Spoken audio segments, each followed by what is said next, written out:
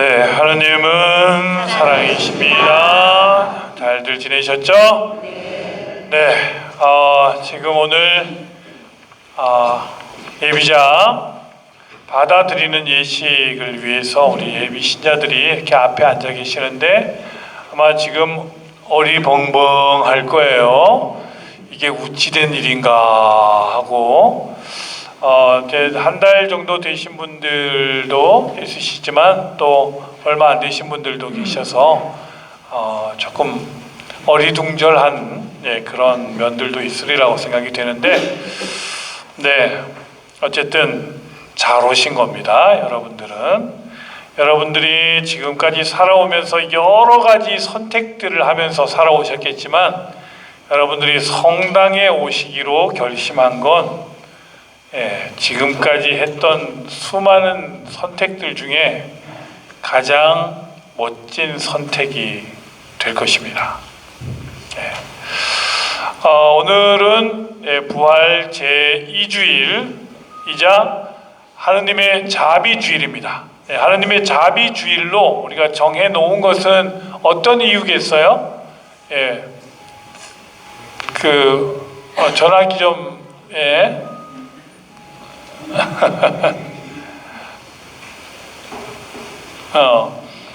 그 자비주일로 정한 것은 하느님께서 얼마나 자비하신 분이신가를 우리가 새삼스럽게 알고 깨닫자, 그리고 우리도 그분의 자비하심을 본받자 하는 그런 의미가 담겨 있는 주일이라고 할 수 있습니다.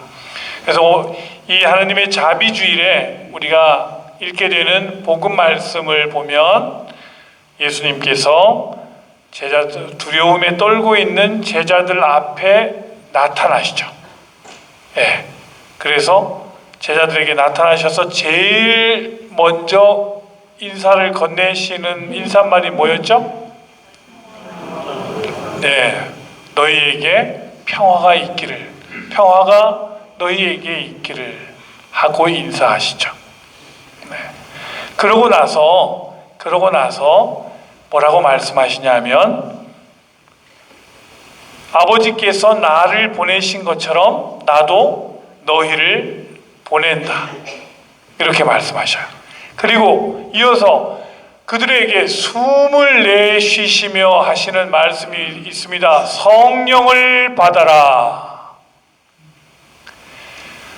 너희가 성령을 받으면 어떻게 되느냐 하면 이어서 말씀하시죠. 성령을 받아라. 너희가 누구의 죄든지 용서해 주면 그들의 죄는 용서받을 것이고 너희가 용서하지 않으면 용서받지 못한 채 남아있을 것이다. 성령을 받은 사람들의 특징이 뭐냐? 용서하는 일이라고 하는 거예요. 내가 용서함으로써 그 사람의 죄가 사함을 받는다고 하는 거예요. 이게 얼마나 큰 일이고 얼마나 큰 은총의 말씀입니까? 그러나 그 반대의 말씀은 아주 무서운 말씀이죠. 내가 용서하지 않으면 그의 죄는 용서받지 못한 채 그대로 남아있을 것이다. 제가 아주 어렸을 때 저희 집에서 저희 어머니한테 아주 큰 잘못을 했어요.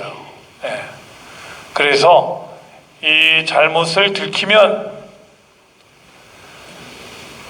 뒤지게 두들겨 맞겠구나 하는 생각에 겁이 나가지고 벌벌벌 떨면서 이불을 뒤집어 쓰고 있었어요. 숨어 있었는데 시간이 가고 또 갔는데도 아무 말씀도 없으셔요. 어떤 그 호통 소리도 없고. 그래서 이불을 빼꼼히 열고 눈치를 보니 잠잠해요.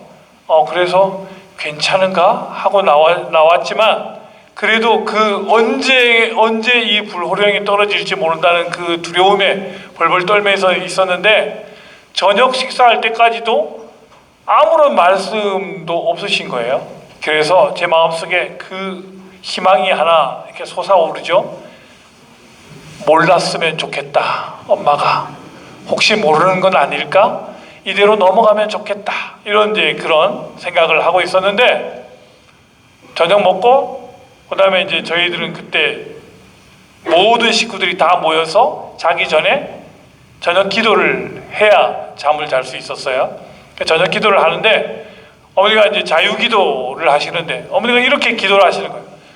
예수님, 오늘 저희 막내가 이러이러한 짓거리를 했습니다. 제가 마음이 철렁 내려앉으면서 아이고, 올 것이 오고야 말았구나. 이제 나는 죽었구나. 이렇게 생각을 하고 있는데 어머니께서 제가 너무너무 화가 나서 막내를 불러다가 붙잡아 놓고 마구 패주고 싶었습니다. 제가 속으로 그래도 싸지. 그러면서 두려움에 떨고 있는데 그 다음에 어머니가 이렇게 기도하시는 거예요. 그러나 예수님, 제가 우리 막내를 불러다가 붙잡아 놓고 마구 패주면서 혼내는 것보다는 예수님께서 저희 막내를 꼭 안아주시고 다음부터 그러지 마라 하고 말씀해 주시는 게 훨씬 더 좋을 것 같습니다. 예수님, 오늘 밤 꼭 그렇게 해 주십시오. 이렇게 기도를 하시는 거예요. 제가 펑펑 울었습니다. 예. 회개와 속죄의 눈물을 펑펑 쏟았죠. 예. 그러면서 그때 제가 느낀 게 뭐냐면, 사람이 사람의 죄를 용서해 준다고 하는 일이 얼마나 큰 해방감을 안겨주는지, 얼마나 큰 자유로움을 선사하는 것인지를 제가 그때 눈물을 펑펑 쏟으면서 깨달았어요. 그래서 그 다음부터 저도 다른 사람들에게 자비로운 사람이 되어야 되겠다, 너그러운 사람이 되어야 되겠다라고 결심을 했어요. 그래서 저는 지금도 굉장히 너그러운 사람입니다. 제 입으로 이런 말 해서 좀 그렇긴 하지만, 제가 다른 사람에게 너 잘못했다고, 너 이거 뭐 하고 질책하거나 호통을 치거나 절대 그러지 않습니다. 다른 사람이 저한테 어떤 잘못을 해도 그 잘못이 비록 심한 잘못을 했다고 하더라도 무슨 사정이 있겠지, 어떤 일이 있을 거야, 아니면 저 사람 너무 화가 났나 보다, 그렇게 생각하고 그의 잘못들을 용서하려고 노력합니다. 저의 이런 마음들은 제가 어렸을 때 체험했던 그 어머니로부터의 용서라고 하는 그 사건에서 기인한 것이라고 생각을 해요.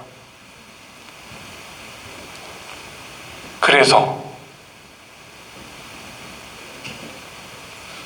우리도 기억해야 합니다. 내가 먼저 하느님께 엄청난 용서를 받았다고 하는 사실을 기억해야 합니다. 그 기억을 그냥 단순히 하는 게 아니라 내 뇌리에, 내 심장에 피가 나도록 새겨야 합니다. 나는 내가 먼저 용서받은 사람이구나. 내가 수도 없이 큰 죄를, 말로 형언할 수도 없는 큰 죄를 이미 용서받은 사람이구나. 그런 자각이 있을 때, 그런 깨달음이 있을 때 나도 용서할 수 있는 사람이 되고 용서를 베풀 수 있는 사람이 되는 겁니다. 아버지 하느님의 용서를 내가 다른 사람들에게 보여줄 수 있는 그런 사람이 되는 거죠. 그 첫걸음이 바로 나도 용서받은 사람이구나 하는 깨달음입니다. 그래서 우리 사랑하는 우리 해막골 본당 신자 여러분, 명심하십시다. 내가 먼저 용서받은 사람이라는 걸. 그걸 기억하면서 다른 사람의 잘못들에 조금 더 넉넉하고 너그러운 마음으로 대해줄 수 있기를, 그래서 우리 안에 용서로 인한 기쁨이 충만한 그런 공동체가 될 수 있도록, 그래서 이 공동체의 체험을 통해서 우리 모두가 이 세상 속에 정말 빛과 소금의 존재로 살아갈 수 있도록 노력하십시다. 그런 우리의 노력들에 우리 좋으신 주님께서, 또 우리를 용서하시는 주님께서 필요한 은총을 충만히 내려주실 것이라 굳게 믿습니다. 아멘. 네. 자, 지금부터